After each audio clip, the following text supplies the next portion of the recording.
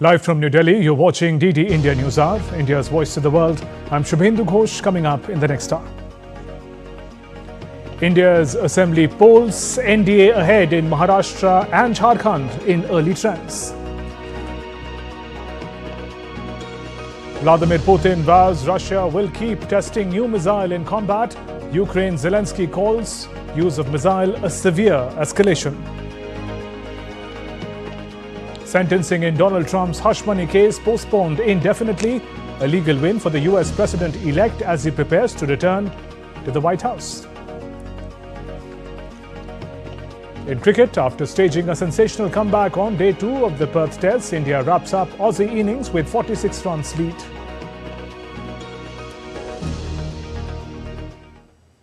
And today, through the day, we bring you the latest on the big state election results from Maharashtra and Jharkhand. Let's begin with the poll updates. Let's take a look at the manner in which the counting stands at the moment. The counting of votes is underway in East Indian state of Jharkhand and Western Indian state of Maharashtra.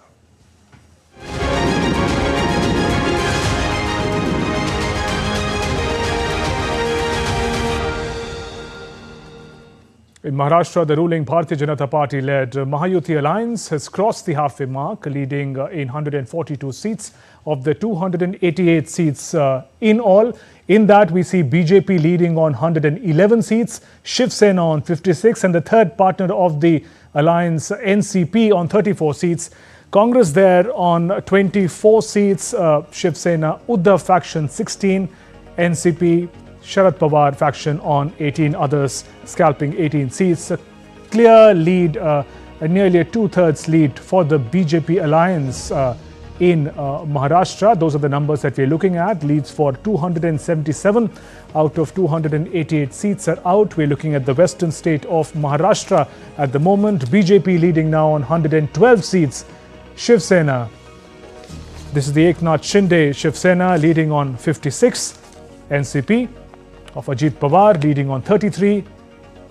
It looks like a clear vote of confidence for the BJP alliance, for the Shiv Sena and the NCP becoming clear who has the people's mandate, at least as far as these trends are concerned. Trends for 277 seats out of 288 seat Maharashtra Assembly is out. Congress there struggling on 23. Shiv Sena Uddhav on 17 and NCP Sharad Pawar on 17. From Maharashtra, let's go across to the eastern state of Jharkhand. Let's see how the numbers stack at the moment. Counting is underway in Jharkhand, where polling for 81 assembly seats were held in two phases on 13th and 20th. The numbers as they stand at the moment: BJP leading on 38, AJSU, the alliance partner, leading on 5, JMM, Hemant Soren's party, incumbent chief minister, leading on 19, Congress leading on 10 seats, RJD, alliance partner of the India Alliance, leading on 1 and others on 6. A clear lead maintained by BJP alliance in both Maharashtra as well as Jharkhand. Those numbers we're looking at coming in from Jharkhand at the moment. Leads on 79 seats out of 81 are in front of us. Let's look at other set of graphics to see the data is coming in from the states of Maharashtra and Jharkhand. For Jharkhand, if we look at the leads, these are, of course, the trends. These are not final result. We are only talking about leads at the moment. Out of 81 seats, leads are visible on 79. BJP, and we're comparing it with 2024 and 2019. In 2019, BJP won 25 seats. This time over, BJP leading on 38. AJSU won 2 seats in the previous elections. This time leading on 5. A clear improvement as far as the performance is concerned.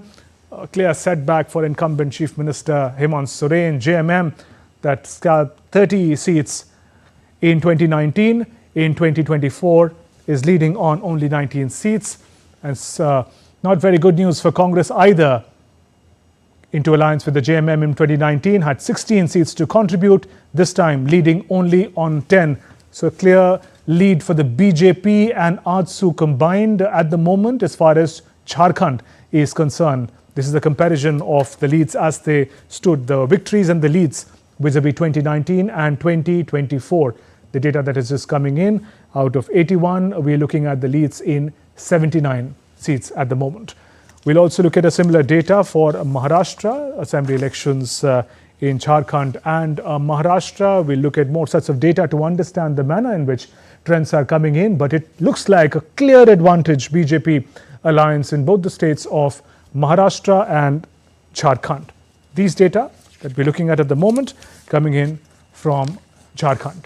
If we can have another set of data to look at the manner in which trends are also coming in from Maharashtra, the counting of votes for the by-polls to 48 assembly seats in 13 states and 2 parliamentary seats in Nanded in Maharashtra, Wayanad in Kerala is also underway, the by-poll seats. Congress General Secretary Priyanka Gandhi Vadra is leading, as we hear from Wayanad at the moment. And let's now talk about the key candidates in the critical state of Maharashtra in the west. We'll have those graphics also on the screen as we speak. Chief Minister, before that, here the leads are coming in from Shiv Sena. Gulab Rao Patil from Jalgaon rural constituency is leading. Sudhir Mungadiwar from Ballarpur of the BJP is leading in Maharashtra. BJP alliance, the trend suggests moving towards a historic win if the trends were to convert into wins.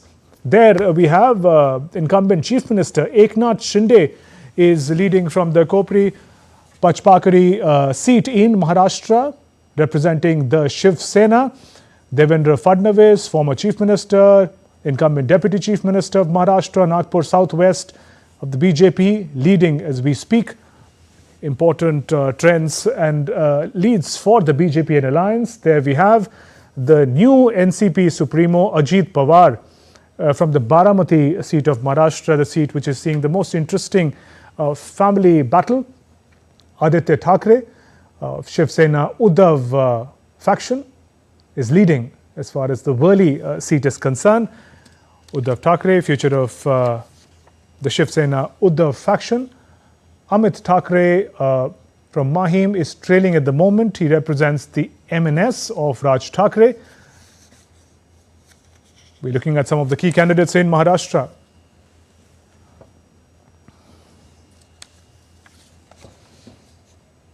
Amit Thackeray from Mahim is trailing at the moment. He represents the MNS. We're looking at some key candidates from Maharashtra. Let's also turn to the guests who are joining us in the program now, also our reporters from the ground. Shantanu Gupta, political analyst, is joining us at the moment. Akshay and Shishir would be joining us from Ranchi and Mumbai in just a bit. Shantanu Gupta, welcome to DD India. Now, we'd like to know your first comments on the manner in which the BJP and alliance appear to be maintaining a clear lead. These are, of course, the initial trends, but the manner in which the gap is increasing between the two sides is dramatic. Bindu, I realized that by 10 it must be second or third round. So I think these are decently consolidated trend.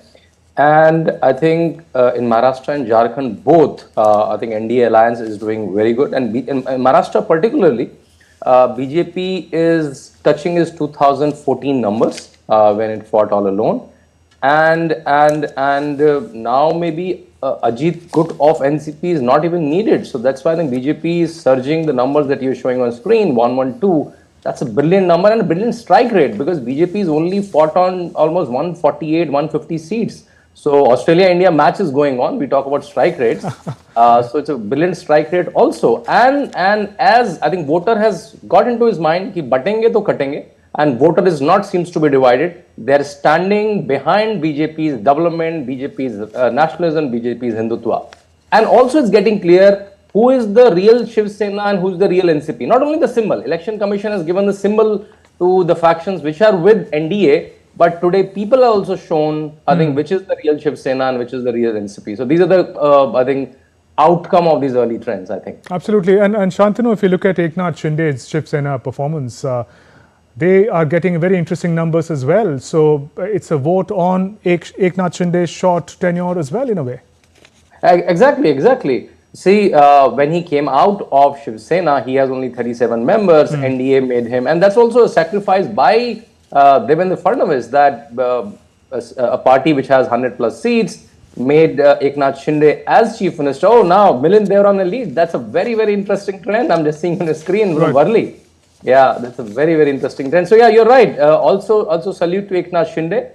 And it can only happen in Indian democracy that a chaiwala can become a prime minister and an auto wala. And I think your viewers should know that Eknath Shinde was an auto driver and he rose to the ranks of a chief minister just by sheer hard work. And who is carrying the legacy of Hindu Hriday Samrat Bala Saheb Thackeray? This is very, very, very evident because we have seen during the election that Uddhav Thackeray has become Janab Uddhav Thackeray and Eknath Shinde emerged as a real person who is carrying the legacy of Bala Saheb Thackeray. That's also becoming more and more evident. And Eknath Shinde obviously leading, I'm seeing on the screen from his seat, which was quite obvious. But Milind Deora leading is a very, very interesting trend, which is first time on DD screen. Right. Shantanu, I'll come to you. Let me get some updates from the ground in Mumbai. Shishir Shelar, my colleague, is just outside the BJP office. Shishir, is the buzz now increasing? In the morning it was quieter, but the numbers look, at least the trends look good to celebrate at the moment for the BJP.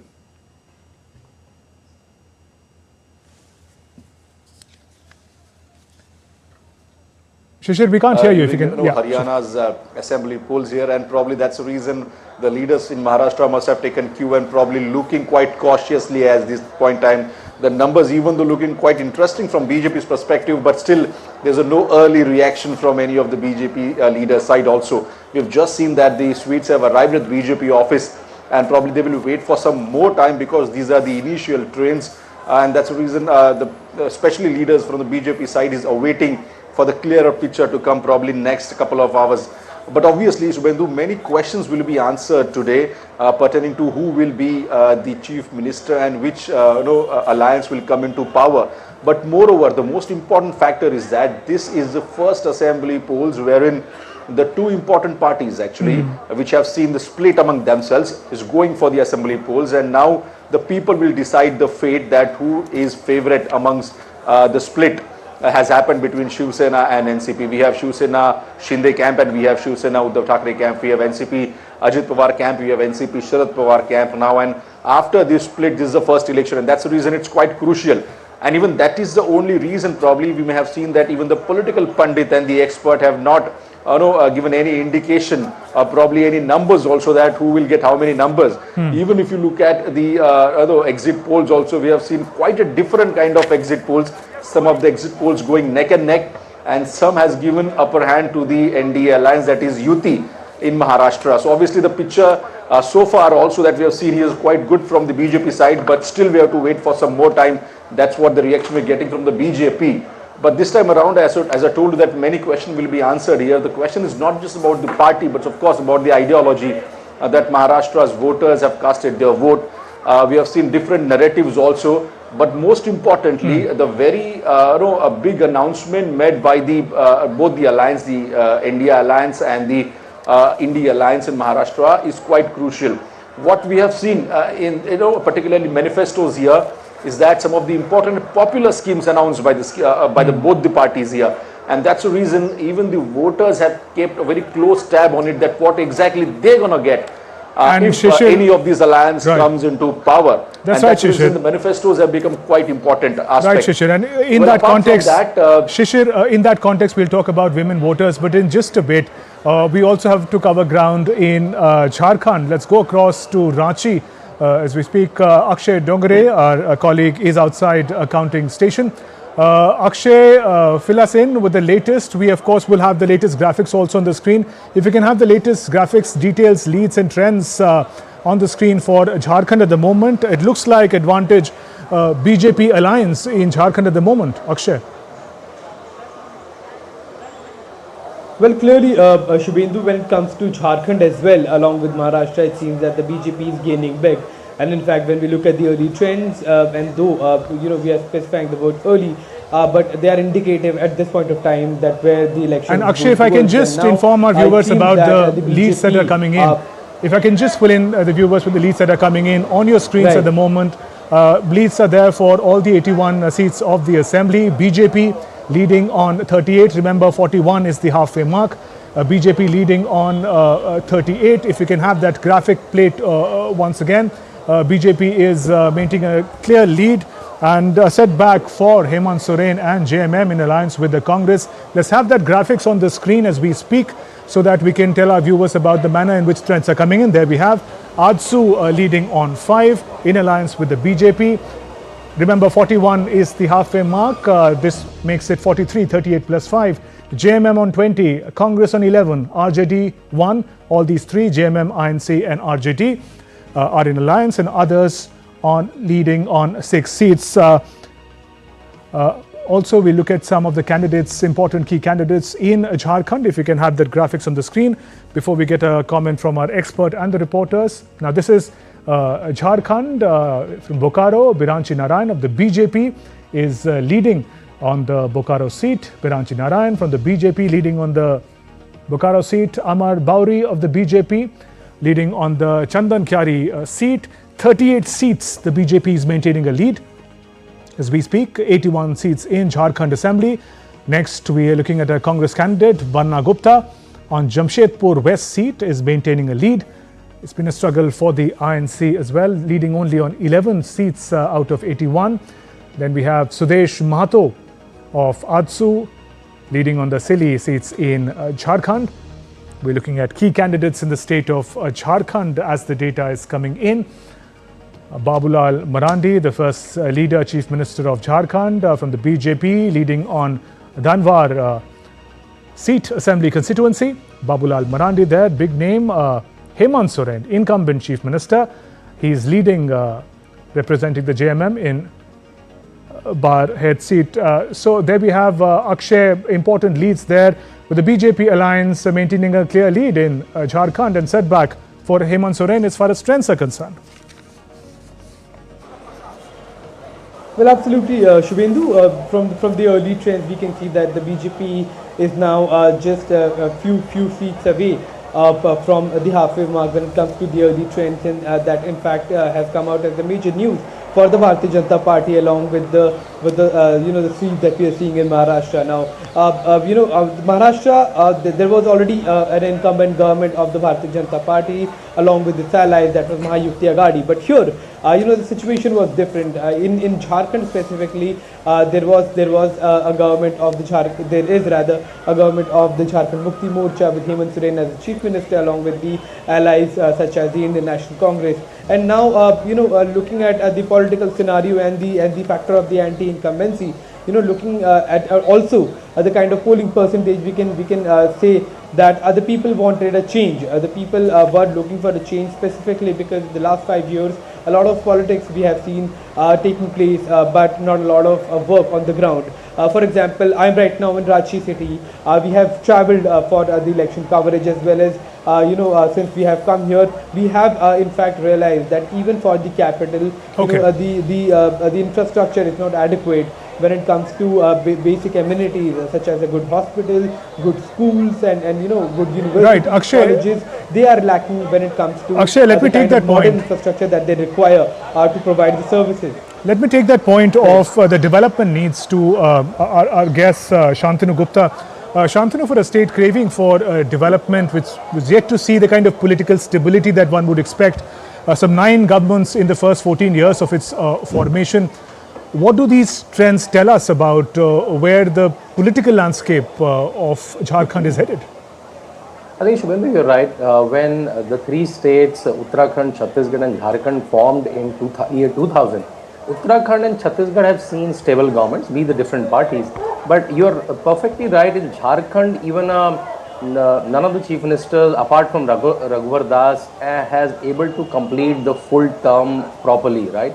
So I think now in this 24/7 media, when the people of Jharkhand are seeing how the Gujarats and Maharashtras and Uttar Pradesh of the world are developing, they are also aspiring for a stable government. So I think now onwards, to my understanding, Jharkhand will see stable government. They will also vote for development, because as I said in this word of media, they're seeing what's happening in a Mumbai or a Delhi or a Bangalore or a Hyderabad. So I think they're looking for development. As your reporter was saying, even when you land in Ranchi, you don't even realize you are landing in a capital. And on the political thing, when I'm seeing Ajsu, that's also a very important type of BJP. To your viewers, the last time Ajsu is a student party. It started as a student party. In fact, the first election they filed from their hostel rooms when they started as a party. And last time BJP failed to do the tie with them. There was some problem with sheet sharing. This time Ajsu is contesting on 10 seats. and their influence is on also other multiple seats because they are very popular among youth. So that's also a very good factor which we will be seeing in the outcome. And in your early trends, I think it's already 41, more than 41 when I combine BJP and AJSU. So they're already crossed the halfway mark, which is 41 in Jharkhand. Yeah. That's right, Shantanu. Also, Adivasis tribal make up for a significant section of the population, over a quarter of the population. Both sides have tried to particularly woo this section of the population. Hemant Soren, of course, using his own identity as a tribal leader. What do you think appears to have worked for the BJP if these trends were to then transform into results? There are multiple things. You're right. Jharkhand is one of the predominantly tribal states of India. And BJP has faced some flack while Raghuvar Das, who was a non-tribal, he was the chief minister. A lot of people had a problem that why in a state which is tribal-led, there is a non-tribal chief minister. So now Babulal Marandi is the helm of state affairs in BJP. He is the state president. Even our president, Draupadi Murmu ji, who comes from a tribal community, tribal community take a huge pride that a woman tribal reaches such a height. And also the work of RSS through Vanvasi Kalyan Ashram in the deep pockets, in the deep tribal pockets of Jharkhand and other tribal belts of India also helped BJP in turn. And from the JMM side, how JMM leader went to jail, he allotted the mining on his own. So it's become a very, instead of a tribal party, JMM seems like a family party. I think that's gone to people's head. And we have seen how a lot of Ghuspetiyas, how a lot of infiltrators are supported by JMM Congress, and that BJP brought to light. I think these are the factors that playing out in tribal voters' mind, to my understanding. Right. Akshay Dongre, our correspondent, is in Ranchi. Akshay, I understand that you have to go for a coverage for a moment, but if you can let us know the kind of dramatic year that Hemant Soren has had as a chief minister, being accused for corruption, going to jail, then also getting released and taking back his position. How did that play out in the mind of the voter? Well, not as well as it was thought by the JMM to play out, because they in fact were banking on this hope that it would this entire fiasco involving the chief minister himself, and then the wife of chief minister coming into the picture, and then chief minister coming out of the jail. So all of this had led to an expectation for the JMM that there will be some sympathy among the voters, especially when it comes to the tribal voters of the state that comprise in a major chunk, that comprise a major chunk of the voting percentage, or rather the population of the state. But that did not happen in reality when it comes to the ground. So that has not gone JMM way, it seems, from the early trends that we are seeing right now.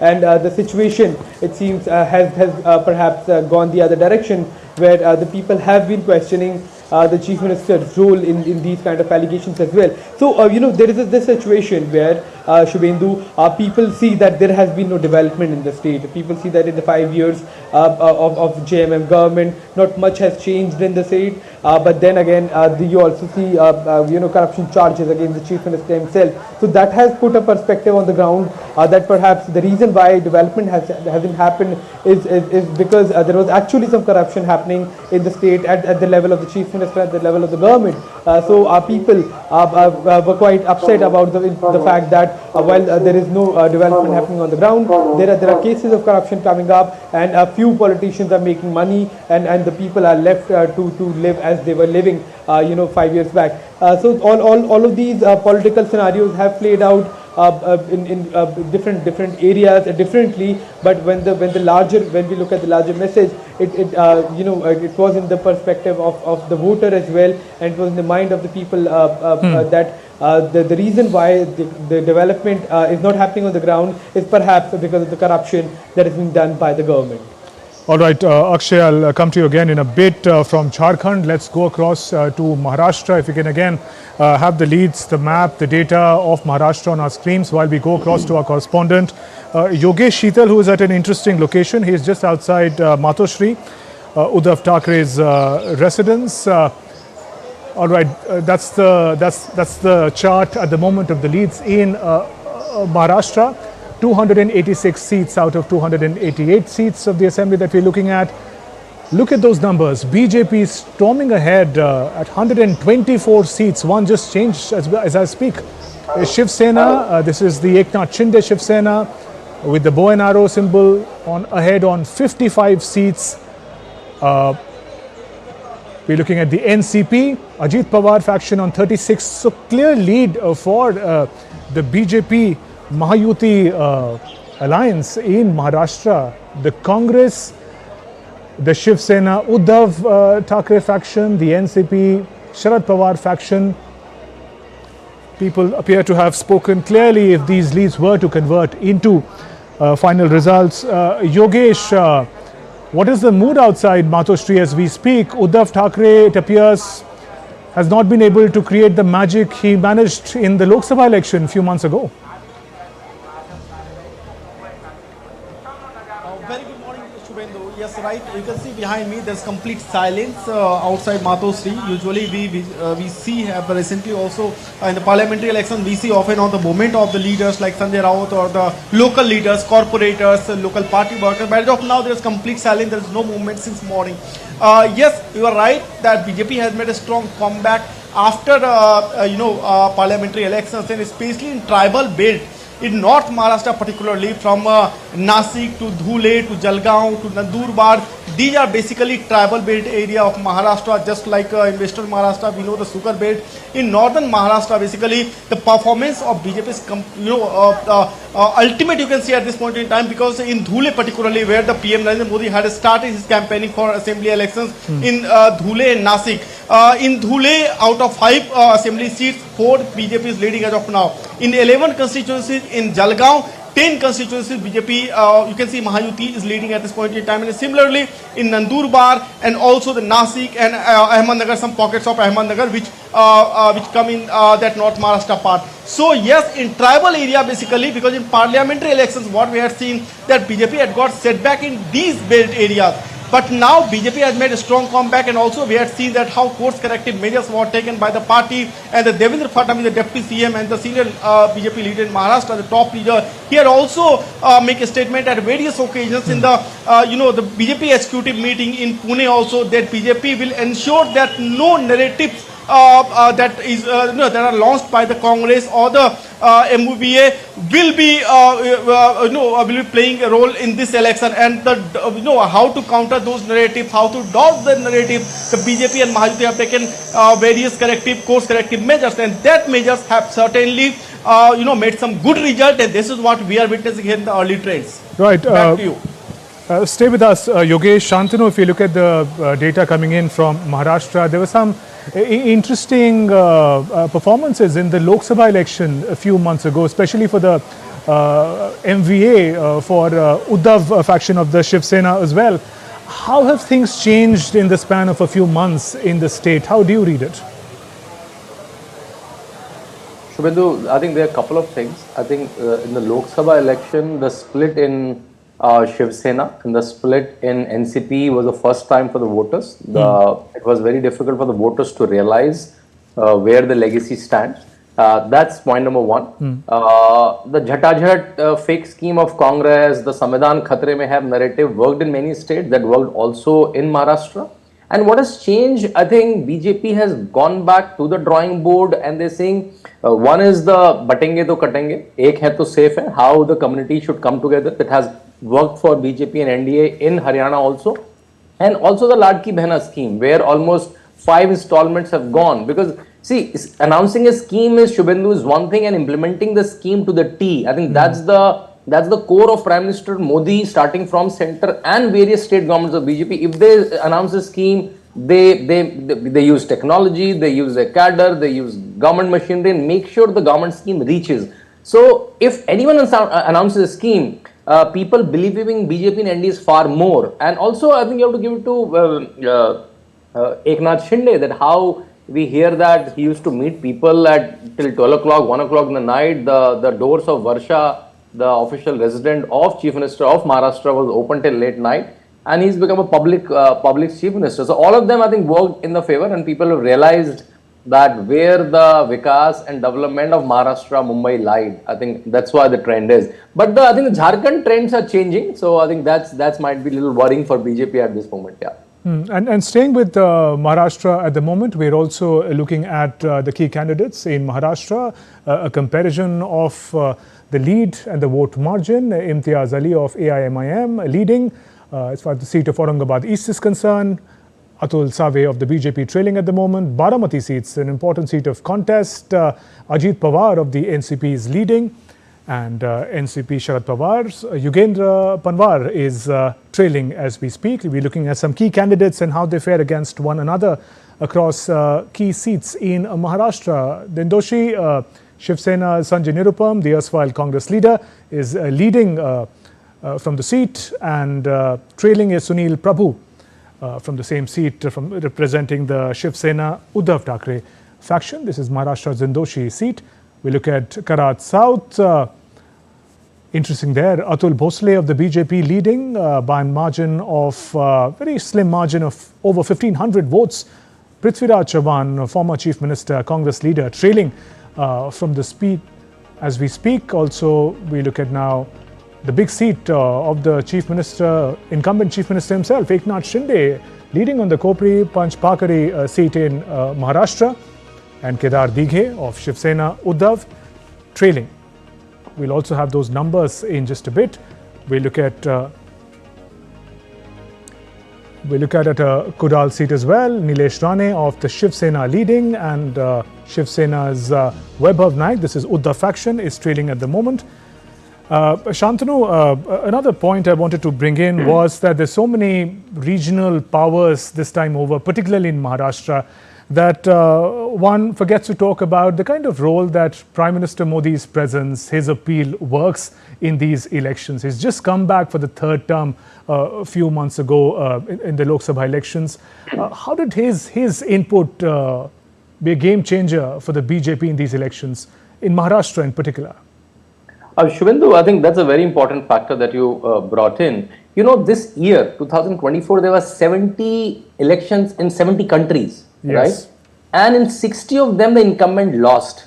And where Narendra Modi is coming for the third time, right? So, having a presidency or the heading of a country is difficult for the second time. Someone coming the third time, meaning the people of India have a huge reliance, huge respect for his work. And that credibility he brings in every election, wherever he goes. So, his presence in any election basically gives the three elements that if Narendra Modi is standing, he is standing for development. If Narendra Modi is standing, he is standing for Hindu resilience. If Narendra Modi is standing, he is standing for nationalism.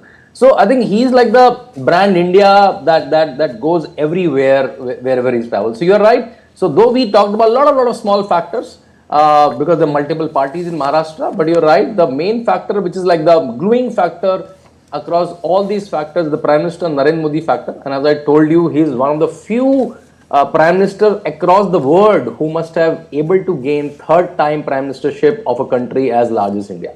Right. And finally, Shantanu, with a clear lead in Maharashtra that BJP alliance is maintaining, do you still read a certain degree of complexity within the alliance of both the one that is leading and the one that is trailing?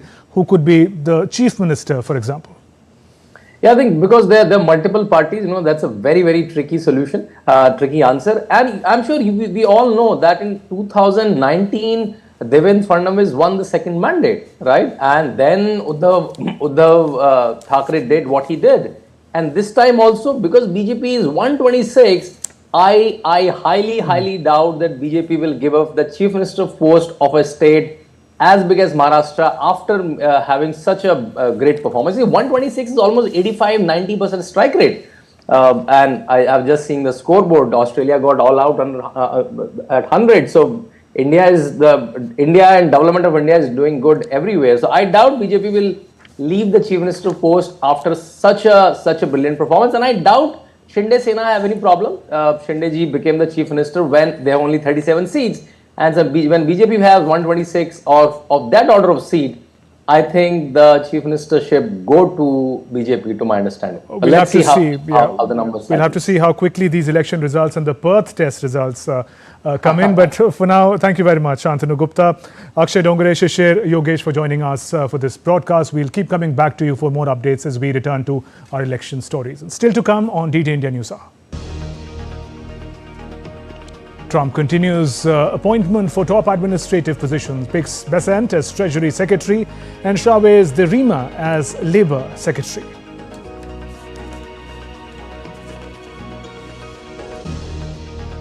'55th edition of IFFI underway in Goa. Australia is taking centre stage at the festival.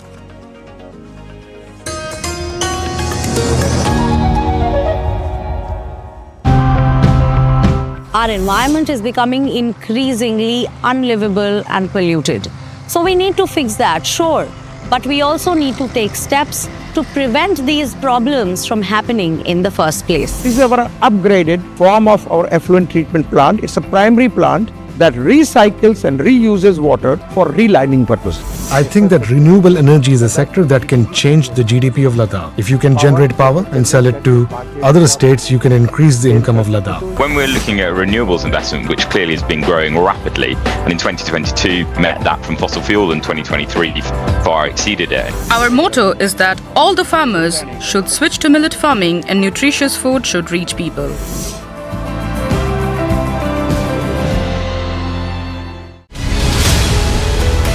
Lights, camera, IFFI. The stage is all set. Straight from the scenic Goa, we get you all the latest and live action from the 55th edition of International Film Festival of India, only on DD India.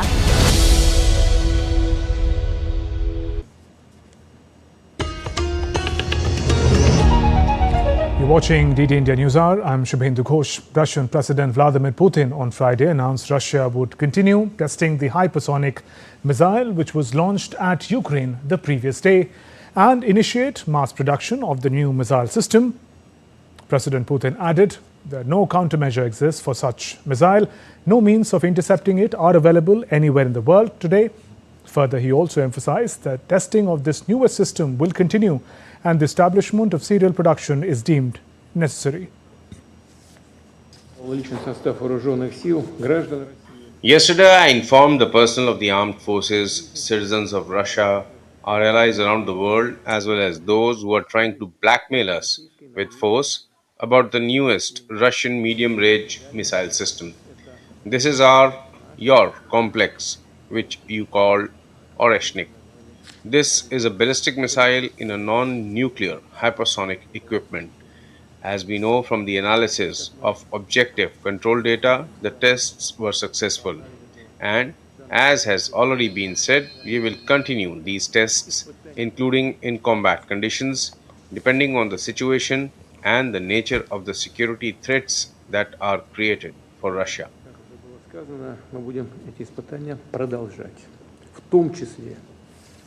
Meanwhile, Ukraine's President Zelensky has described Russia's use of the new missile as an escalation.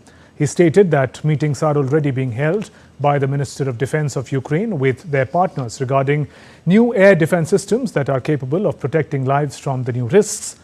He also emphasized that vigilance must be maintained by all Ukrainians. Russian Foreign Minister Sergei Lavrov has said Russia's strike on Ukrainian city of Dnipro with the new intermediate-range missile has frightened Ukrainian President Zelensky. DD India's Abhishek Bose brings us more. Ukraine's parliament cancelled its session on Friday over Russia's launching of an intercontinental ballistic missile on the central Ukrainian city of Dnipro. Russia said the strike on Ukraine was designed as a message to the West against its support to Ukraine. In a defiant message to the West, Russian President Vladimir Putin said that Moscow has the right to strike countries whose weapons are used by Ukraine to hit Russian territory. He threatened that the prospect of further strikes depends on the actions of the United States and its satellites. I repeat, the Oreshnik missile systems are being tested in combat conditions by us in response to the aggressive actions of NATO countries against Russia. The question of further deployment of medium-range and shorter-range missiles will be decided by us depending on the actions of the United States and its satellites. Now, after Putin's warning to the West, Sweden said it will not be intimidated by Russia's provocations. Sweden also announced substantial funding to Ukraine for the procurement of long-range missiles and drones. The Russian escalation and provocation, also that we've been noticing recently, is also an attempt to scare us to support Ukraine, and that will fail. The Swedish government is ready to contribute with substantial funding for the mass production of long-range missiles and drones. We will support the Ukraine defense industry by funding the procurement of these long-range missiles and drones. Ukraine said it's increasing its air defense capabilities. Meanwhile, NATO and Ukraine will hold emergency talks next week after Russia's hypersonic ballistic missile attack that escalated nearly 33-month-old war. Abhishek Bose for DD India. Shifting focus to the United States, the judge in Donald Trump's criminal hush money case on Friday delayed his sentencing indefinitely. The judge overseeing Donald Trump's criminal hush money trial has adjourned his sentencing, which was set for next Tuesday. The judge also granted Trump's request to file a motion to dismiss the case, ordering his legal team to submit their papers by December 2nd, and prosecutors have a week to respond. Trump was convicted in May this year on 34 felony counts involving hush money paid to an adult film star. U.S. President-elect Donald Trump continues to nominate allies for his new White House team. Trump picked prominent investor Scott Bessent to take on the role of U.S. Treasury Secretary on Friday. Trump, in a statement, said Scott is widely respected as one of the world's foremost international investor and geopolitical economic strategist. A longtime hedge fund manager, Bessent has publicly called for steep cuts to government spending. Bessent, like Trump, advocates tariffs, viewing them as a way to raise revenue and protect American industries. And Congresswoman Lori Chavez, the Rima of Oregon, has been named by Trump to serve as his labor secretary. Trump said Chavez the Rima has worked tirelessly with business and labor to build the U.S. workforce and support Americans. She was elected to Congress in 2022, lost her seat to Democrat Janelle Dunham earlier this month. Former NFL player Scott Turner was nominated by President-elect for the position of Secretary of Housing and Urban Development. Trump, in a statement, credited Turner with helping to lead an unprecedented effort that transformed our country's most distressed communities. The U.S. President-elect also named Dave Weldon as his choice to serve as Director of Center for Disease Control and Prevention. Weldon is a medical doctor, former lawmaker who served in the U.S. House of Representatives representing Florida. Donald Trump has also chosen Russ Vought to be the director of the U.S. Office of Management and Budget. This is a powerful agency that helps decide the president's policy priorities and how to pay for them. Vought would play a major role in setting the budget priorities and implementing Trump's campaign promise to roll back government regulations. And Donald Trump has nominated Dr. Janet Nashivat as the next U.S. Surgeon General, a family medicine doctor. She is known for her advocacy in preventive medicine and public health. She has extensive experience, including treating patients during COVID pandemic and providing disaster relief globally. Donald Trump praised her communication skills, vital for educating the public on health issues. The Surgeon General's role gained prominence with health warnings like those on cigarette packaging. Nashivat's appointment requires Senate confirmation. Meanwhile, U.S. President Joe Biden hosted a dinner on the White House South Lawn on Friday evening. Addressing the attendees, he celebrated his administration's achievements and thanked his supporters. His term will officially end on January 20th next year, marking him the oldest American president. One thing I've always believed about public service, especially the presidency, is the importance of asking ourselves, have we left the country in better shape than we found it? I believe we can be proud we're leaving America in a better place today than we came into office 4 years ago. On to some other stories now. Nicaraguan Parliament approved a constitutional reform on Friday that increases the power of President Daniel Ortega, his wife and vice president, strengthens the authority of the police and the military in the country. The reform boosts the president's control over the media, extends the presidential term to 6 years, designates the president and vice president as co-presidents.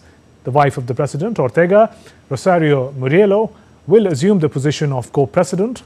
Under the new structure, co-presidents will control the legislature, judiciary, electoral system, public administration, oversight bodies and autonomous organizations. The reform also ensures that media outlets remain free from foreign influence and prevent spread of misinformation. On the final day of COP29 Climate Summit, head of the United Nations Office for Disaster Risk Reduction in Bonn, Animesh Kumar said it is difficult to identify vulnerabilities, allocate resources and monitor progress for climate change and gender issues without accurate and comprehensive data. One of the key challenges we are facing in the context of climate resilience is the sheer absence of data. If we don't have the right data, we can't take informed decisions. And if we can't take informed decisions, we cannot take the right action to ensure that all our developmental climate processes are gender informed. Unfortunately, we don't have enough data to do so, and hence that remains a gap. And the multi-faith religious figures have released an interfaith statement for climate action at COP29, collaborating on the importance of transitioning from use of fossil fuels to sustainable options. A total of 61 organizations from different faith-based institutions have endorsed the statement on the need for environment governance and intergovernmental negotiations and policies to safeguard the world's most impacted climate fight. That what changes the behavior of the people is their beliefs, is the driving force between the connections between their minds and their hearts. And this is what different religions we have been working, and the ILC has been working with more than 15 global religions, but of course many other congregations. And you wouldn't find any one of them not agreeing on the responsibility to care for the earth and its resources, and to work on protecting what is, or preventing what is causing the climate issues. Some more updates from COP29. Expectations on the presidency text regarding climate finance at COP29 have received reactions that are not within the need pushed by small island development states. Dr. Sindra Sharma, Pacific Islands Climate Action Network's representative, also says there seems to be an extreme gulf of divergence between the two groups, developed and the developing countries, in terms of how the goal formation for climate change is set.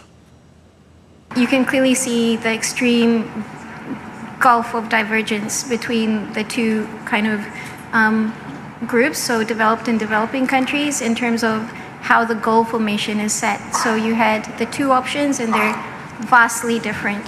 The goal formation that was most aligned to what developing countries need, and I have to say it is not perfect at all, would be goal formation 1. And that really lays out that, you know, climate finance is the obligation of developed countries to provide climate finance to developing countries. Let's now turn to other stories making news around the world. French farmers blockaded a Carrefour logistics hub near Toulouse, protesting Mercosur trade deal concerns. The Coordination Rural Union criticized unfair competition from agricultural imports.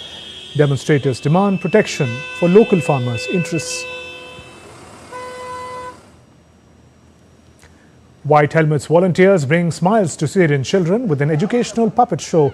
The mobile theatre visits displacement camps in northwest Syria, teaching important lessons through performances. Organizers say the initiative spreads hope amid hardship. Hong Kong launched an AI Innovation and Technology Training Center at Cyberport, co-founded by Baidu, AI Cloud and Xinfang. The center will host training programs by 2025, supporting AI development. Chief Executive John Lee emphasized the project's role in advancing Hong Kong's IT sector. In sports, Jasprit Bumrah's 5-wicket haul helped India to restrict Australia for 104 runs in the first of the 5-match test series in Perth on Saturday. The visitors take a lead of 46 runs in their first innings at lunch. After skittling out India for just 150 runs, Australia thought they had eked out an advantage, but a fiery spell from Indian skipper Jasprit Bumrah combined with Harshit Rana's phenomenal performance sealed the deal for India. Starting on day 2, Bumrah struck with his very first ball with an all-important wicket of Alex Carey. Cricket fans could not have asked for a better start to the highly anticipated Border Gavaskar Trophy, with 17 wickets falling on day 1 of the play and setting up an absolute classic of a low-scoring test match clash between India and Australia. The Netherlands made history as they reached the Davis Cup final for the first time after beating Germany 2-0 on Friday. Singles win for Botic van Zandschulp and Talon Grasper sparked a party among the orange-clad Dutch fans inside the Jose Maria Martin Carpena Arena. They will now face either defending champions Italy or Australia in Sunday's final. Van de Zandschulp, the player who ended Spanish great Rafael Nadal's career on Tuesday, held his nerve to beat Daniel Altmaier 6-4, 6-7, 6-3. Talon Grasper fought back against Germany's Hans-Lennart Struff to win his singles match and seal the decisive win with his 25th ace. From sports to cinema, Australia is the focus country this time at the 55th edition of IFFI. Many Australian films are getting premiered at this time at the festival. DD India's Deepika Mato gets us more.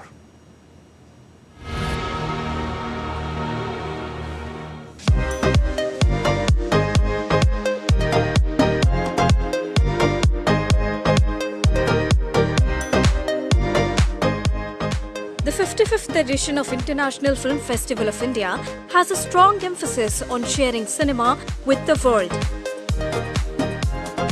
And this time, the country of focus is Australia. Speaking on being the country of focus, Australian film director Tom McKeith shared his views on how this will provide a perfect opportunity to the Australian cinema. Look, there's a big Indian population in Australia, and we watch quite a lot of Indian films in our country as well as American films as well. And I think the big opportunity for us, because we're a small country with a small market, is an opportunity to reach a larger audience. And if we can create films that can appeal to both countries, then that's certainly a benefit to Australians and to filmmakers, because we have the opportunity to share our stories with a wider audience. So I think that's a really exciting thing, and why I think collaboration between the two countries really makes sense and could be of value to everybody. IFFI celebrating Australian cinema, highlighting the growing connections between India and Australia as both the nations continue to strengthen their cultural and screen industry ties. The Australian delegation includes key industry leaders from Screen Australia, Ausfilm, Screen Producers Australia, and a host of filmmakers, producers and creatives who are participating in the Film Bazaar and IFFI screenings. IFFI provides a perfect platform to the Indian cinema that allows them to connect with the world cinema and vice versa. India happens to be the country of focus, this time at the 55th edition of IFFI. With camera person Alok, this is Deepika reporting for DD India from Goa.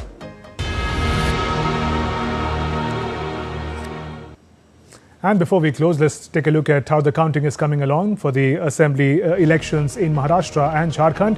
The picture is getting much clearer now. These are trends, not final results, but after many rounds of counting, we're looking at Maharashtra right now, a clear advantage. The BJP alliance, Mahayuti moving towards a record win. BJP leading on 125, Shiv Sena on 57, NCP on 36. Together, they in fact are crossing the 200 mark. The majority mark was only 145. They're crossing the two-thirds majority as far as the BJP alliance is concerned. And we see there the Mahavikas Aghadi of the Congress, Shiv Sena Uddhav faction, 21 for Congress, 19 for Uddhav faction, 11 for NCP Sharad Pawar, trailing, perhaps putting together a performance that they could not imagine. But the news At the moment, BJP, Shiv Sena and NCP, the BJP alliance, the Mahayuti in Maharashtra, are in fact creating a Maha record. They're crossing the 200 mark all by themselves. The majority mark was just 145, but they're much ahead of that. 218 is the number we're looking at the moment as the trends consolidate.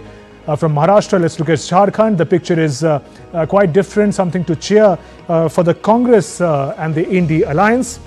The BJP leading on 25 seats, AJSU on 2. Together, they're leading on 27. Halfway mark is 41, and that's where JMM and Congress have something to cheer about. Hemant Soren's party making a strong comeback on 32 seats, Congress on 12. Together, they're crossing that halfway mark, 41. Together, they have 44, but there's also RJD, 6 seats, who are part of the alliance. So clearly, comfortably crossing the majority mark in Jharkhand. So both for the BJP and the Congress, something to cheer in each of the states. A historic win, it appears like, for the BJP alliance in Maharashtra. And Hemant Soren seems to have been making a comeback if these trends were to convert into results in Jharkhand. But that's all for this edition of DD India News Hour. Let us know your thoughts on the news of the day. For those on the go, you can get all the latest news and updates from India and across the world on DD India mobile app. This app is available on both Android and iOS platforms. Scan the QR code on the screen to download now. We'll be back with more news as it breaks here on DD India. I'm Shubhendu Ghosh from all of us here in Delhi. Thanks for watching DD India News Hour. Namaskar.